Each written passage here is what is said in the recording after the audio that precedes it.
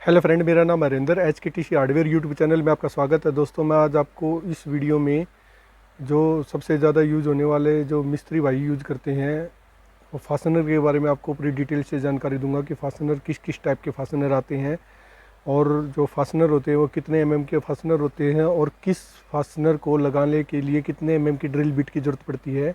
चलिए शुरू करते हैं दोस्तों। सबसे पहले तो मैं आपको बताना चाहूँगा कि ये हमारे जो इस टाइप के जो फास्टनर आते हैं ये हमारे बोल्ट फास्टनर होते हैं। ये बेसिकली जो आपके एसी वगैरह इंस्टॉलेशन वगैरह करते हैं या फिर आपको कोई हैवी चीज़ वगैरह दीवार में एंगल वगैरह फिट करना है तो उसको लगाने के लिए आपको ये बोल्ट फास्टनर की ज़रूरत पड़ती है। उसके बाद में आपका ये आता है कि नट बोल्ट टाइप का फास्टनर आता है। ये नट बोल्ट टाइप का और इसमें वाशर लगी होती है। और ये वाले जो फास्टनर होते हैं ये वाले फास्टनर आपके वाश बेसिन वगैरह लगाने के लिए यूज़ होते हैं। उसके बाद में हमारे ये फास्टनर आते हैं anchor type fastener, anchor hook fastener बोलते हैं जिसको। ये जो फास्टनर होते हैं हमारे कुछ चीज़ हमें जैसे मान ले कहीं दीवार वगैरह में कोई पर्दा वगैरह लगाना है या फिर कोई फ़ैन वगैरह लगाना है, आपके लेंटर के अंदर फ़ैन वगैरह लगाने के लिए तो इस टाइप के फास्टनर की ज़रूरत पड़ती है। अब आपको बताऊंगा कि इनमें जो फास्टनर के जो साइज़ आते हैं वो किस किस आते हैं। इसमें जो फास्टनर के जो साइज़ आते हैं वो आपके M6 से स्टार्ट हो जाते हैं और आपके M16 तक आप साइज़ के आपको फास्टनर मिल जाएंगे। ऐसे ही ये आपके जो फास्टनर हैं ये आपके M6 से स्टार्ट होकर आपके M16 तक मिल जाते हैं। और ये जो फास्टनर आते हैं आपके ये वाले आपकी जो लंबाई के ऊपर डिपेंड करते हैं। इसमें आपका 4 इंच, 6 इंच, 8 इंच ये फास्टनर आते हैं। ये वाले जो इसकी जो मोटाई होती है वो आपके 10 mm के अंदर ही आते हैं, ये वाले फास्टनर आते हैं।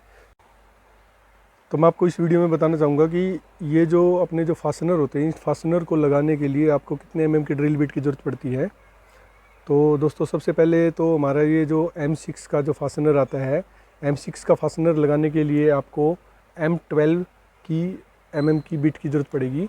ये जो बिट आती है ये आपकी M12 mm की बिट आती है। ये इस फास्टनर को लगाने के लिए M12 mm की बिट की ज़रूरत पड़ती है M6 के फास्टनर को लगाने के लिए। उसके बाद में जो हमारा फास्टनर आता है M8 का, जो M8 का फास्टनर आता है उसकी ये मोटाई होती है।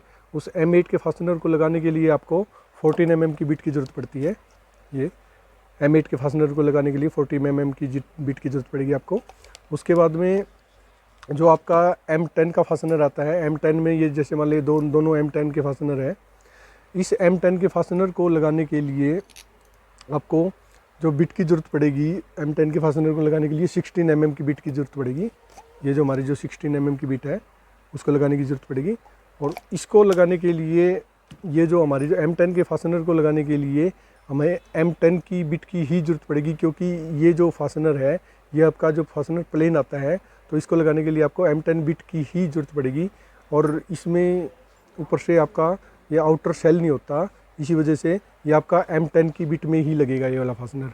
उसके बाद में जो आपका ये M12 mm का जो फास्टनर है, M12 mm के फास्टनर को लगाने के लिए आपको M20 mm की बिट की ज़रूरत पड़ती है, जो आपकी काफ़ी इससे थोड़ी मोटे साइज़ में आती है बिट आपकी। यही जो कम से कम नियर अबाउट जो इतना मोटा होता है इस मोटाई में आपको M12 जिसको पौना इंची के आसपास बोलते हैं आपको, ये आपकी M20 की बिट इस M12 के फास्टनर को लगाने के लिए चाहिएगी। और उसके बाद में कुछ एक फास्टनर है जो बहुत कम चलते हैं, तो M16 का जो फास्टनर लगाना है उसके लिए आपको 25 mm की बिट की ज़रूरत पड़ेगी। और जो आपका M20 का जो फास्टनर है, M20 के फास्टनर को लगाने के लिए आपको 32 mm की बिट की ज़रूरत पड़ती है। दोस्तों, मैं आपको इस टाइप की वीडियो आप मेरे चैनल पे आपको अवेलेबल करवाता रहूँगा।